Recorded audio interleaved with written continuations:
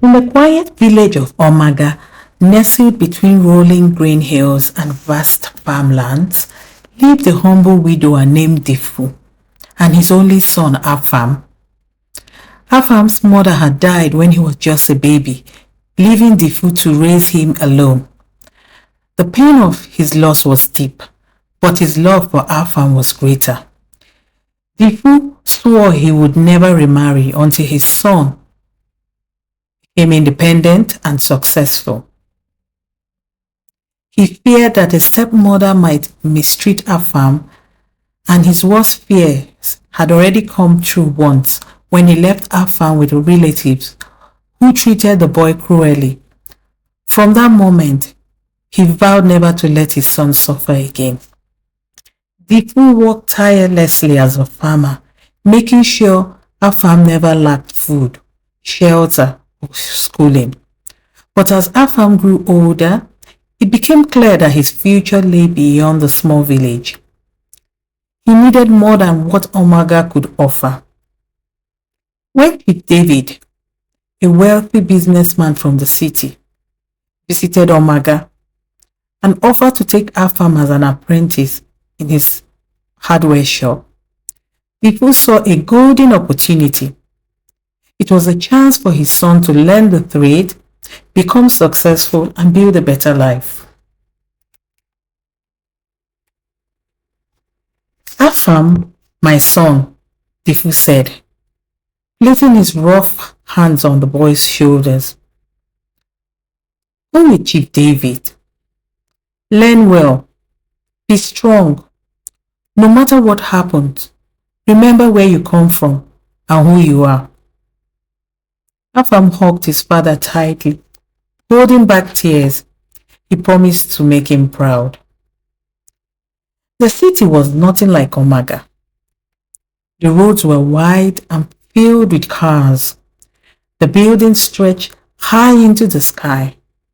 People hurried past, talking into a tiny devices Afam had never seen before. The noise, the speed, and the flashing light overwhelmed him. He had never seen so many people in one place, all moving with a purpose he did not yet understand. But amidst the chaos, he reminded himself of his father's words. He had come to the city to learn, to work hard, and to become a successful man. If David's hardware shop was larger than any store Afam had seen before. Shelves stacked high with nails, hammers, cement bags, pipes, and tools of all kinds filled the space. Workers moved about quickly, attending to customers, arranging goods, and handling sales. It was a world Afam knew nothing about, but he was eager to learn. At first, his tasks were simple: sweeping the floors, arranging stock, and running errands. He worked tirelessly from dawn till nightfall, determined to prove himself. The other apprentices, some old and some experienced, gave him knowing looks, but kept their distance. They had seen boys like him come and go, some lasting only weeks before giving up. But Afam was different. He refused to be discouraged by exhaustion or unfamiliarity. Living in Chief David's house was another challenge. It was a grand building with tall gates and a large compound, unlike anything Afam had ever known.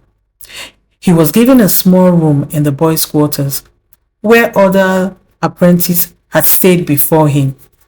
Though it was modest, it was far better than what he had in the village. However, the comfort of a bed and warm meals came with its own troubles. Kechi, Chief David's wife, eyed him suspiciously from the moment he arrived. She never spoke kindly to him, always finding something to criticize. If he woke up early to clean, she complained that he was making too much noise. If he ate too quickly, she scolded him for being greedy. Her two sons, Emeka and Kene, were nothing like their father. They were spoiled and arrogant, looking down on Afam because he was a village boy. They refused to work in their father's shop, instead spending their days wasting money and causing trouble. One evening, as Afam was setting the dinner table, he sat watching him with narrowed eyes. "You think you are special, don't you?" she sneered. "You think because my husband brought you here, you will become something great." Afam kept his head down and continued his work.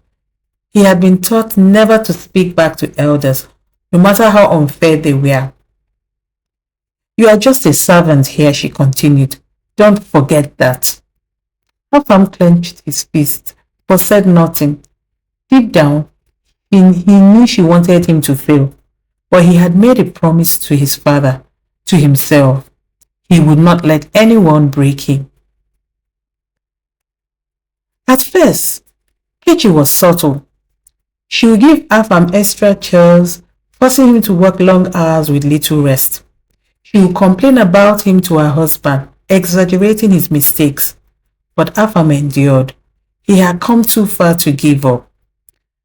Her resentment grew as the years passed. Afam had become Chief David's most trusted apprentice, and customers favored him for his honesty and hard work. Chief David began to show him more responsibility, teaching him about the business, allowing him to handle transactions. This only made Kechi angrier. She feared that her husband would give Afam everything instead of her lazy sons. One night, while Afam was serving dinner, Kechi knocked over a plate and screamed, "Thief!" Afam stole from the kitchen. Chief David frowned, but didn't accuse the boy immediately. "Afam, did you take anything?" "No, sir," Afam said firmly, looking Chief David in the eye.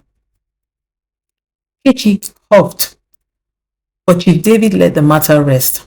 However, this was just the beginning. Kechi became more desperate.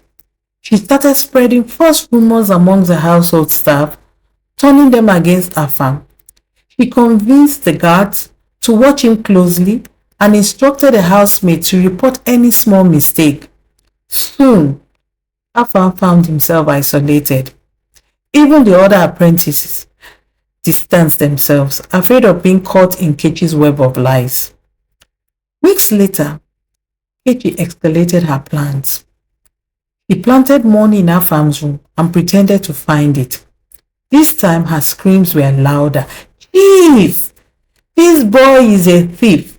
Look at the money under his pillow." Chief David's face darkened. He had seen this happen before, but this time something felt different. He had watched Afam for years. The boy had been nothing but honest and hardworking. Doubt crept into his heart. Still, he needed proof. One evening, as Afam sat outside after a long day at the shop, Kechi confronted him directly. "You think you are smart," she hissed, "but I will make sure you leave this house in disgrace." Afam looked at her, his heart pounding. "I have done nothing wrong," he said firmly. Kechi smiled. "That doesn't matter. What matters is what people believe." Afam knew then that he was in serious trouble. But he also knew something else.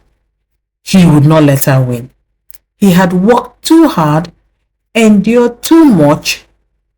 He would find a way to prove his innocence.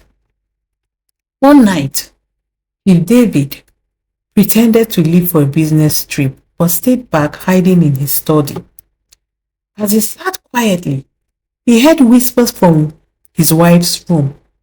Kechi was speaking to the housemaid. "This time, I made sure to put the money where Chief himself would find it," she laughed. "Just like the others," the housemaid asked hesitantly. "Yes, and once he finds it, that boy will be out on the streets. My sons must be the only heirs to Chief's wealth." Chief David's heart pounded. The realization hit him like a hammer. Kechi had been behind all the false accusations. He thought back to many boys who had come before Afam, the ones who had left in disgrace. Now he knew the truth. Anger surged within him, but he forced himself to remain calm. He needed everyone to witness this moment. He called his eldest son, Emeka, and whispered instructions. Emeka, though pampered, had always admired Afam's work ethics. He nodded and obeyed his father's orders. The next morning, Chief David gathered the entire household. Afam stood nervously, not knowing why he had been summoned. Kechi arrived, wearing an expression of feigned innocence. Last night, I heard everything, Chief David began, his voice firm but controlled. Kechi, you have betrayed me. You have destroyed innocent boys' futures. Kechi gasped. What are you talking about? Chief David gestured to the housemaid. Tell them what you told me. The housemaid, trembling, revealed everything. The entire household listened in shock. Chief David turned to his sons. You see, this is why you have never succeeded. You have been given everything, yet you do nothing. Afam, who came here with nothing, has worked harder than both of you combined. Emeka lowered his head in shame. The younger son, Kene, looked away. Kechi, I will not let this continue, Chief David declared. You have brought disgrace to my home. Kechi fell to her knees. Please, my husband, forgive me. But Chief David had made up his mind. Leave my house. You will not poison my family any longer. With that, he cast her out of the house, taking his children away from her influence. He apologized to Afam and promised to make things right. True to his word, after Afam completed his 7-year apprenticeship, Chief David gave him a well-stocked shop and a large sum of money to start his own business.